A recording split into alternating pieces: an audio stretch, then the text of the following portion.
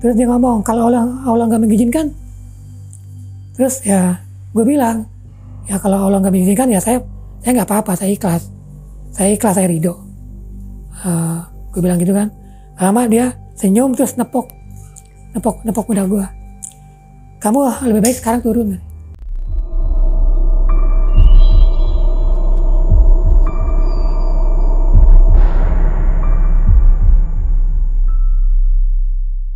Assalamualaikum warahmatullahi wabarakatuh. Jumpa lagi dengan saya, Ale, host Jejak Backpacker.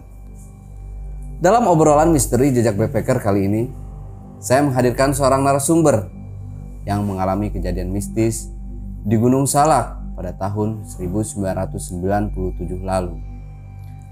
Sebelum narasumber menceritakan pengalaman mistisnya, jangan lupa untuk selalu support channel Jejak Backpacker. Subscribe, like, komen, dan share video-video YouTube Jejak Backpacker. Assalamualaikum Bang Jakun. Terima kasih Bang Jakun sudah datang ke base camp Jejak Backpacker. Alhamdulillah. Tangannya udah sembuh. Udah agak enak sih. Udah bisa ngangkat-ngangkat. Alhamdulillah. Jadi Bang Jakun ini tempo lalu beberapa bulan lalu itu mengalami cedera di bagian tangan ya akibat kecelakaan motor. Tabrakan motor. Alhamdulillah sekarang udah sembuh. Oke, baiklah. Sekarang atau hari ini Bang Jakun akan menceritakan pengalaman mistisnya saat pendakian solo hiking di Gunung Salak. Oke Bang Jakun, bisa diceritakan sedikit pengalaman mistis yang Bang Jakun alami di Gunung Salak tersebut? Iya, waktu itu gue solo hiking Bang, solo hiking ke Gunung Salak. Kebetulan pas malam di pos 7, pos 6, di pos 6. Ini antara lupa sih ya, antara pos 6 atau pos 7. Itu gue ketemu sama Wewe Gombel pertama. Wewe Gombel itu kayak menerjang ke gue, terus dia lari ke atas terus hilang. Gak lama gue sholat istiqoroh, gue minta petunjuk, minta petunjuk lah. Gak lama dari situ gue didatengin sama kakek yang berjubah putih. Dia negor gue aja sih, nanya mau kemana gitu.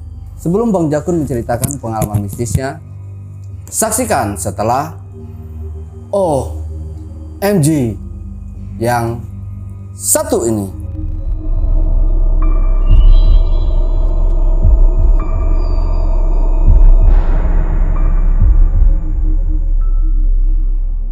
Oke, Bang Jakun mungkin bisa langsung menceritakan pengalaman mistis yang pernah dialami saat pendakian solo hiking di Gunung Salak tersebut. Oke, ini awal mula ceritanya ini gue solo hiking itu sebentar ya. Ini ada kesalahan, sorry. Bukan tahun 97, tahun 98. Tahun 98 benar. Karena waktu itu kan baru lulus sekolah. Terus karena isi kesibukan sebelum kuliah. Kalau nggak salah kan kuliah itu bulan September atau Oktober ya. Jadi masih ada waktu luang itu kan kosong ya. Waktu itu ngajak teman, dulu sempat ngajak teman, tapi teman nggak bisa. Nah terus mau ngajak Bang Arya nih, karena udah lama juga nggak ketemu Bang Arya. Kebetulan gue telepon, Bang Arya tuh nggak ada di rumah. Karena kan gue biasa suka dadakan kalau berangkat, kalau naik solo hiking ya, dadakan. Jadi akhirnya gue putusin sendiri aja. Gue jalan sendiri, pengen ke Salak satu via Cidahu. Jadi gue berangkat tuh agak siang, naik kereta di stasiun Bogor itu yang ke arah Sukabumi. Turun di kelas di Cicurug ya, stasiun Cicurug. Itu udah siang, kita dapat kereta siang tuh sekitar jam 12. Dapat kereta siang. Sampai di Cicurug, lanjut naik angkot. Dari, lupa nama daerahnya itu apa ya. Dari situ pokoknya kita, dari Cidahu itu, kita jalan kaki sampai ke jembatan Japan Espa. Dulu itu jalur Salak satu itu dulu melewatin pagar kawat, Bang. Melewatin pagar kawat. Jadi pokoknya patokan kita pagar kawat aja. Jadi sepanjang perjalanan tuh pagar kawat aja yang kita ini. Jalurnya juga becek, belok. Dan kebetulan waktu itu gue naik tuh jam 5 sore. Jam 5 sore itu mulai start dari jembatan Japan Espa lah ya, bisa dibilang ya. Itu sekitar jam 5 sore. sempat istirahat sebentar. Tapi karena gue nggak ketemu sama pendaki lain, dulu itu kan Salak itu kan bisa dibilang bukan favorit pendakian. Jadi emang bener-bener nggak ketemu orang lagi. Akhirnya gue jalan sendiri. Karena memang udah tekad mau solo hiking gitu. Udah akhirnya jalan sendiri. Seingat gue dalam perjalanan itu emang sampai di pos 2 aja itu udah gelap kalau nggak salah. Sebelum nyampe pos 2 tuh udah gelap, udah nyalain senter. Gue jalan terus. Gue di sini sih emang kurang hafal banget ya nama-nama apa. Karena dulu kan Salak itu nggak ada nama shelter, nggak ada nama ininya. Nggak tahu kalau sekarang ya, belum pernah lagi soalnya. Jadi setelah ngelewatin pos 3 atau pos 4 ya lupa. Itu kita ngelewatin bibir jurang yang ada jarak kira-kira berapa meter ya, 10 meter atau 20 meter, 10 meteran lah. Itu benar-benar ngelewatin bibir jurang. Jadi jurang itu benar-benar 90 derajat ya, 90 derajat. Sebelah kanan juga jurang, tapi jurangnya nggak terlalu tajam. Di situ gue mutusin berhenti dulu. Perasaan gak enak juga kan, Dan kebetulan pas angin kencang. Angin agak kencang, tapi nggak terlalu kencang banget. Putusin berhenti dulu, terus mikir maksudnya mau lanjut apa enggak nih gitu, Akhirnya berapa menit kemudian gue putusin buat lanjut, jalan terus. Seingat gue tuh dari mulai pos 5 itu udah naik turun ya. Di pos 5 gue istirahat, berhenti. Kalau untuk kejadian-kejadian kayak sekelebatan gitu memang banyak. Tapi emang kalau gue tuh nggak terlalu gue pikirin soal itu, nggak dipikirin lah. Jadi cuekin aja. Nah pas sampai pos 6 itu memang kebetulan angin kencang sampai suaranya itu kedengaran banget ya, menderu-deru gitu. Terus akhirnya gue mutusin berhenti di situ di pos 6. Pos 6 itu jadi pasti kayak bukit gitu ya, di atas bukit gitu kan. Nah terus gue duduk sambil selimutan pakai jas ponco. Nah di depan gue persis itu yang arah ke bawah yang mau kita lanjut ke pos 7. Ini gue lupa ini sebenarnya. Ini di pos 6 apa di pos 7 yang gue berhenti ini. Cuman pas waktu ngobrol-ngobrol lagi sama Bang Arya, menurut Bang Arya itu di pos 7. Karena dari situ pas turunan lagi agak landai dikit terus baru naik lagi kan. Nah itu katanya setelah itu baru puncak. Mungkin itu di pos 7 ya. Soalnya ini udah kejadian udah puluhan tahun silam, jadi lupa ya Bang ya. Agak-agak lupa ya. Nah pasti putusin gue untuk istirahat, berhenti sambil bingung mau terusin apa enggak. Pas di bawah gue persis itu ada pohon yang nggak tinggi-tinggi banget. Di atas pohon itu ngejogrok wewe gombel atau kolang wewe bisa dibilang ya. Kolang wewe bentuknya telanjang, rambutnya panjang, bentuknya nenek. Terus payudaranya itu sampai panjang gitu. Tapi dia posisi dia nongkrong jongkok gitu kan, sambil ngeliatin ke arah gue. Dan di saat itu gue emang tahu kalau itu emang makhluk itu ya, maksudnya makhluk itu. Tapi nggak tahu kenapa gue jadi lihat-lihatan doang, tanpa ada rasa apa sih. Kalau merinding iya pasti merinding. Tapi untuk rasa takut waktu itu nggak ada rasa takut sama sekali. Biarpun kita tuh udah paham, gue tuh udah paham kalau itu emang bukan manusia gitu, maksudnya makhluk itulah gitu. Nggak lama tatapan gitu, nggak lama dia kayak loncat pas depan dia, jarak semeter dari depan gue ini, diri di situ bro gitu kan. Otomatis kan gue langsung diri ya. karena panik ya, diri langsung nyebut lah wala kota bila gue nyebut gitu kan. Nggak lama dia loncat ke atas, ya gue tahu udah ngilang gitu. Loncat ke atas ngilang, udah gue ngeliatin lagi sekeliling, nggak ada apa-apa lagi ya. Gue duduk sambil ya baca yang sebisa gue gitu.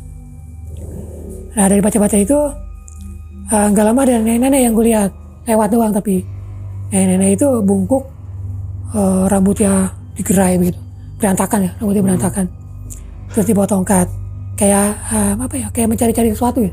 Tapi waktu itu gue nggak tahu dia nyari siapa ya. Dia nyari siapa tuh nggak tahu gue sama sekali.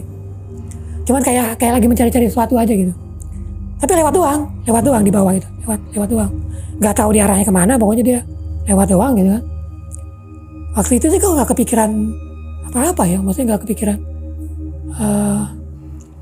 takut pun enggak gitu bang, takut pun enggak. Nggak ada rasa takut, tapi merinding tetap merinding. Dari situ akhirnya angin makin kencang sampai kalau gue diri itu kayak mau ke bawah, mau ke bawah angin kan. Akhirnya gue duduk lagi, selimutan pakai itu, terus gue mutusin buat sholat istiqoroh. Sholat istiqoroh minta petunjuk kalau gue tuh mau dilanjutin apa enggak nih gitu kan. Gue sholat istiqoroh 2 rakaat. Tepat waktu itu nggak salah sekitar jam 12-an. Kita jam 12-an. Mungkin ya, karena dulu kan gue nggak bawa jam tangan kalau salah, gue ada bawa jam tangan. Handphone juga dulu masih langka ya, masih jadi barang langka. Tapi kira-kira itu kisaran tengah malam. Gue sholat istiqoroh, minta petunjuk, selesai doa, terus gue selimutan lagi pakai jas hujan ini, pakai ponco ini kan, selimutan lagi. Selang berapa? Kira-kira 10 menit, nggak sampai 10 menit, kira-kira hampir 10 menit lah. Itu ada kayak kakek jalan ke arah gue, yang gue sadar ngelihat, tapi kayak orang apa ya, setengah nggak sadar, gimana sih sadar tapi kayak orang yang gak ada apa-apa gitu kan, biasa aja gitu, karena biasa aja. Terus dia salam, assalamualaikum, ya gue jawab waalaikumsalam. Terus dia nanya mau kemana dek, katanya. Mau kemana dek? Saya mau ke Puncak Salak pak, gitu. Mau ke Puncak Salak katanya. Memang kamu berani sendiri?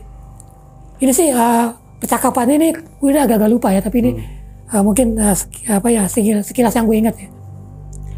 Gue bilang ya insya Allah pak, kalau Allah ngizinin saya tetap lanjut gitu kan, tetap lanjut ke Puncak Salak.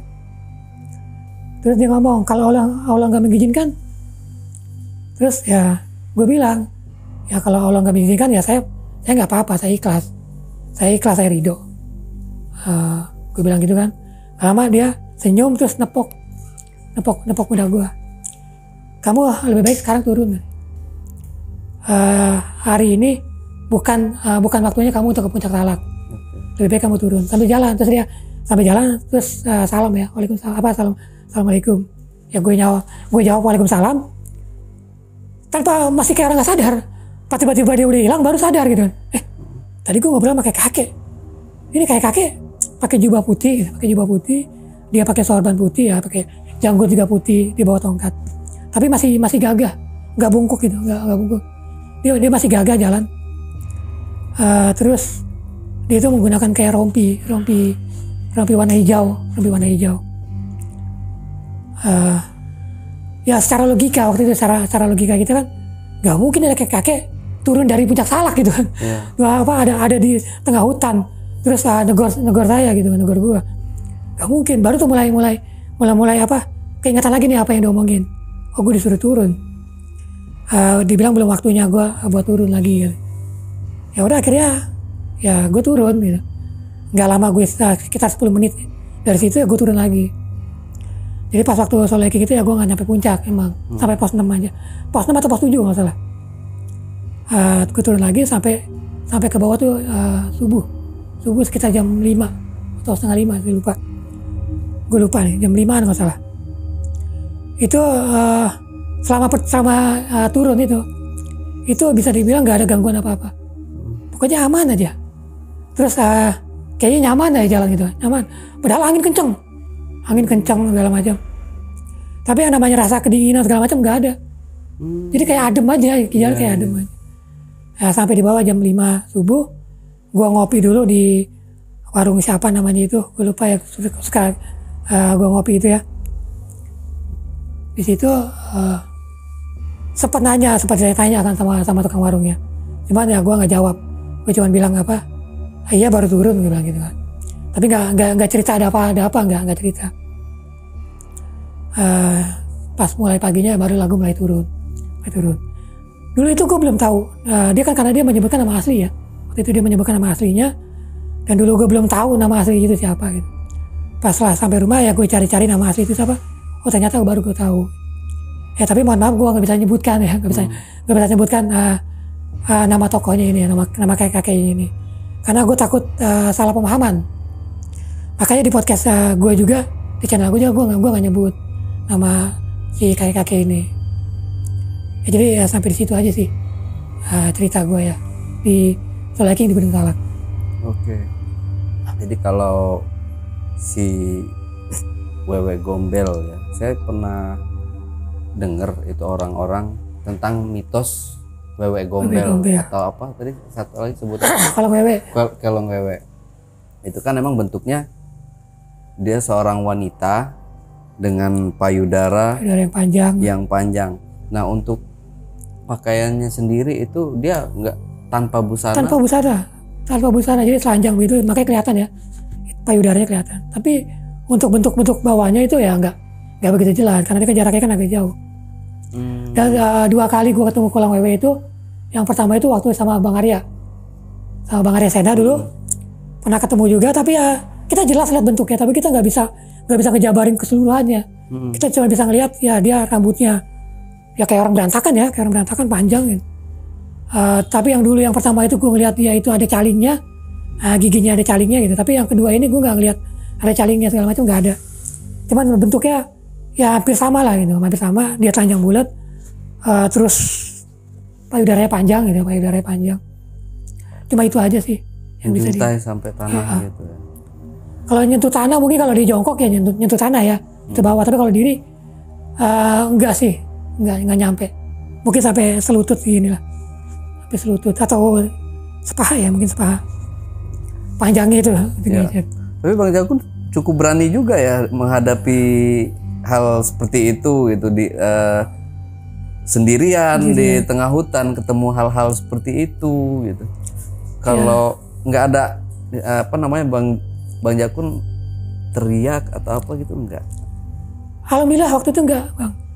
Jadi sebenarnya bukan pertama kali naik solo hiking ya. Dulu tahun 95 juga pernah solo hiking juga kan, ke Gunung Gede juga kan. Pertama kali solo hiking itu yang ke Gunung Gede. Seminggu setelah kejadian si baby itu ya, si cantik mancing kuntilanak. Itu jadi yang ini sih yang kali kedua ini emang nggak ada rasa-rasa gimana ya dulu ya. Dulu itu karena gue mungkin ibadahnya waktu itu lagi kuat-kuat ya Bang. Lagi kuat-kuat ibadah tahun 96 97 itu 96 97 sampai 99 kalau salah. Itu emang gue lagi kuat-kuatnya, lagi rajin-rajin ibadah, juga udah memahami arti bangsa jin seperti itu udah. Gue udah memahami mereka, udah tahu sebenarnya kita itu memang diciptakan untuk kita diciptakan lebih mulia daripada mereka. Makanya pegangan gue dari situ ya gue nggak pernah takut sampai sekarang pun, alhamdulillah nggak pernah. Kalau merinding sih wajar, merinding wajar. Tapi untuk takut sampai teriak ataupun lari, alhamdulillah sampai sekarang belum pernah. Terakhir kemarin sebulan yang lalu gue pernah live streaming di Kober sendirian, dan di belakang gue tuh ada putih-putih tinggi. Ya jadi pas nengok ke belakang itu emang ada putih kan, baunya udah nggak enak kan. Ya gue sih biasa aja, cuman ngambil kamera, bilang ke subscriber, gue mau pindah tempat nih, di sini banyak nyamuk, itu aja bilang. Jadi gue tuh nggak pernah mempedulikan hal kayak gitu sebenarnya, bisa dibilang kayak gitu.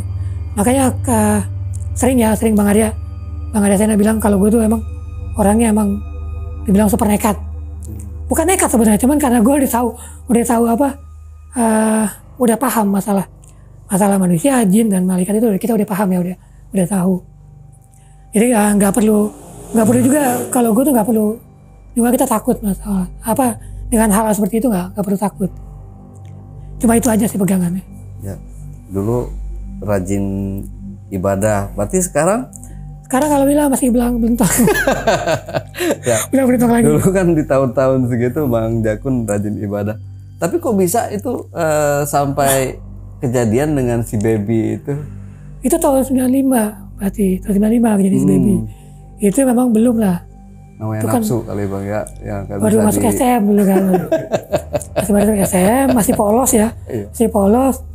Terus juga sebenarnya di sini kondisinya bukan gue yang mulai kan bang, bukan gue yang mulai. Tapi dia sendiri yang mulai, dia yang mulai. Dikasih enak lah ya. Yang namanya kucing garong ya. Dikasihkan asin ya gimana kan nolak lah. Gak mungkin nolak kan. Nah, bukan gak mungkin tapi susah buat nolak gitu. Dan tahun-tahun segini memang belum ini sih, belum apa, pemahaman agama itu belum apa ya, belum kuat banget. Gue tuh belajar agama itu tahun 96. Tahun 96 itu baru mulai gali apa agama ini. Sampai tafakur kemana-mana, itikaf kemana-mana ya. Maksudnya ke Istiqlal bisa sampai sebulan kayak gitu. Jadi banyak belajar dari orang-orang ulama-ulama yang gue sendiri nggak hafal namanya. Tapi ya gue belajar dari dia gitu, belajar dari mereka. Oke. Kalau yang kakek berjubah apa hijau ya? Putih Putih, putih. sama rompi Rompi hijau. Itu Bang Jakun tahu nggak si kakek itu tuh siapa sebenarnya? Tahu Apakah sebenarnya. dia sesepuh di situ ataukah kuncen di situ atau mungkin apalah itu disebutnya? Ya kalau boleh diceritakan ya, boleh diceritakan. Gue sendiri sebenarnya masih segan buat ceritain karena apa ya, gue nggak meyakini ke situ, nggak meyakini ke situ. Jadi dia bilang itu dia namanya Aseh Maulana Sari Bidayatullah. Atau bisa dibilang dulu gue nggak tahu, karena kan dulu pemana apa emang gue udah belajar agama tapi masalah Wali Songo itu gue belum tahu gitu kan, belum pernah belajar ke situ gitu kan. Tahunya Wali Songo ya Sunan Giri, Sunan Ampel ya, Sunan Gunung Jati gitu kan. Tapi gue nggak tahu nama aslinya. Dan dia menyebutkan nama aslinya, tapi nama aslinya panjang. Sebetulnya panjang yang disebutkan itu. Aseh Maulana Sari Bidayatullah, terus al apa gitu kan, panjang namanya. Cuman yang gue inget yang awalnya aja. Setelah gue pulang ke rumah, gue cari tahu lah itu, cari tahu. Sebenarnya itu siapa? Ternyata itu Sunan Gunung Jati.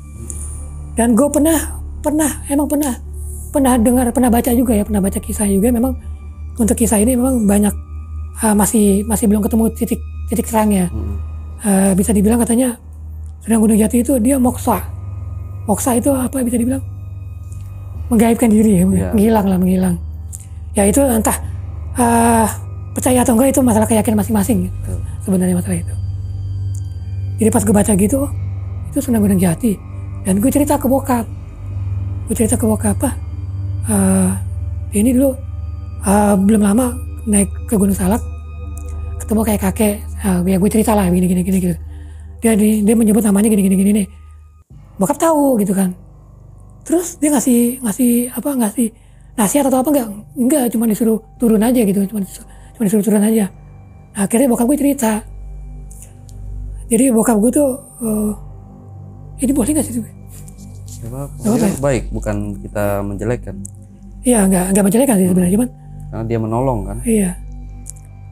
Jadi dulu kan bokap aktif di NU, ya banyak kenal ulama-ulama NU gitu. Dan dulu pernah ada yang bokap bilangin, kata menurut apa sih Kiai NU ini ya, bokap itu masih ada keturunan dari Sunan Gunung Jati. Jadi sampai sekarang pun sebenarnya ya, gue nggak pernah cerita kemana-mana, nggak pernah cerita ke siapapun ya, kecuali orang-orang dekat aja, belum pernah gue ceritakan. Makanya gue di podcast di channel gue sendiri gue nggak cerita, tapi karena ini juga bisa dibilang untuk kebaikan juga ya, karena dia bisa dibilang nolong gue juga. Jadi nggak apa-apa lah. Tadi kita udah rembukan, nggak apa-apa untuk diceritakan. Jadi gue ceritakan. Jadi menurut Kiai Hindu itu, bokap itu masih ada keturunan dari Sunan Gunung Jati, dari istrinya yang Putri Ongtian. Pernah dengar bang? Belum pernah ya. Jadi mungkin teman-teman yang belum tahu bisa di googling ya. Putri Ongtian itu bisa dibilang dari Cina, dari Cina, terus menikah dengan Sunan Gunung Jati. Dari keturunan dari Putri Ongtian inilah ada darah keturunan dari ke bokap. Sampai sekarang pun sebenarnya gue sama bokap pun nggak meyakini sampai ke situ. Sampai sekarang nggak meyakini ke situ. Karena bokap gue sendiri, kita kan nggak punya silsilah lengkapnya, nggak punya apa istilahnya nasab lengkapnya ya.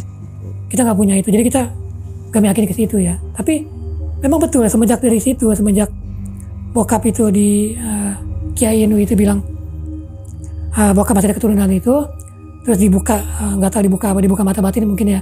Setelah itu bokap sampai sekarang bisa ngobatin orang. Alhamdulillah, bokap sampai sekarang bisa ngobatin orang. Nanti kalau gue pas ketemu bokap nanti gue cerita lagi deh, biar lebih fix ya. Jadi kata bokap ya mungkin aja itu emang betul. Tapi gue sampai sekarang pun nggak meyakini sih sebenarnya. Karena kan jujur ya gue nggak paham, bukan nggak paham masalah ya. Tapi yang gue tahu itu jin itu bisa menyerupai siapa aja kan. Betul. Takutnya kita disesatkan oleh keyakinan seperti itu gitu. Makanya gue tuh nggak pernah cerita. Takut disesatkan gitu. Takut orang itu mengkultuskan nama seseorang gitu. Makanya sampai sekarang pun gue ya cuma cukup kalau lagi inget ya, istilahnya lagi inget sholat ya kadang suka ngirim doa, ngirim al-fatihah lah buat beliau. Cuma gitu aja sih. Dan sampai sekarang emang gue nggak pernah meyakini ya, nggak pernah meyakini. Tapi alhamdulillah juga Bang Jakun turun waktu itu ya. Jadi Iya, betul. menghindari mungkin itu adalah pertanda bahwa siapa tahu nanti pas Bang Jakun naik ke atas itu ada sesuatu hal yang di luar dugaan kita bakal terjadi. Iya betul. Alhamdulillah seperti itu. Ya karena sebelumnya kan gue sholat istiqoroh dulu kan. Sholat istiqoroh ya karena minta petunjuk ya mungkin ya, karena gue juga minta petunjuk. Jadi anggapan gue waktu itu ya mungkin ini petunjuk dari Allah gitu. Mungkin ini petunjuk dari Tuhan ya buat gue supaya nggak nerusin perjalanan lagi. Ya akhirnya gue mutusin turun. Dan bisa dibilang kalau sekarang mungkin ya capeknya nggak dibilang ya. Salah satu via Cidahu. Dari naik cuma istirahat sebentar nggak nyampe setengah jam turun lagi. Mungkin capeknya udah nggak ketulungan mungkin ya. Tapi karena entah di saat itu pokoknya gue tuh nggak ngerasa capek. Nggak ngerasa capek, nggak ngerasa dingin. Itu yang lucunya anehnya. Ya mungkin ya salah satu pertolongan juga ya dari Allah. Oke, Pak Jakun mungkin terakhir ada pesan dan kesan yang mau disampaikan kepada penonton di rumah. Pesan dan kesannya kalau buat gue sih seperti ini aja. Yang penting kita tuh nggak takut ya, nggak takut terhadap makhluk-makhluk seperti itu. Kita punya keyakinan, kita punya Tuhan yang maha kuasa, yang bisa yang menciptakan semuanya. Dan kita sama-sama makhluk pada mereka. Cuma itu aja sih. Intinya yang penting kita patokan langsung ke maha kuasa. Jadi insya Allah kita nggak pernah ngerasa takut. Nah, Backpackers, itulah tadi obrolan misteri jejak backpacker bersama narasumber kita, Bang Jakun. Buat teman-teman yang ingin kenal langsung dengan Bang Jakun, teman-teman bisa subscribe YouTube-nya yang ada di bawah ini. Wassalamualaikum warahmatullahi wabarakatuh. Oke, Bang Jakun. Ya. Terima kasih banyak ini atas waktunya. Sampai jumpa.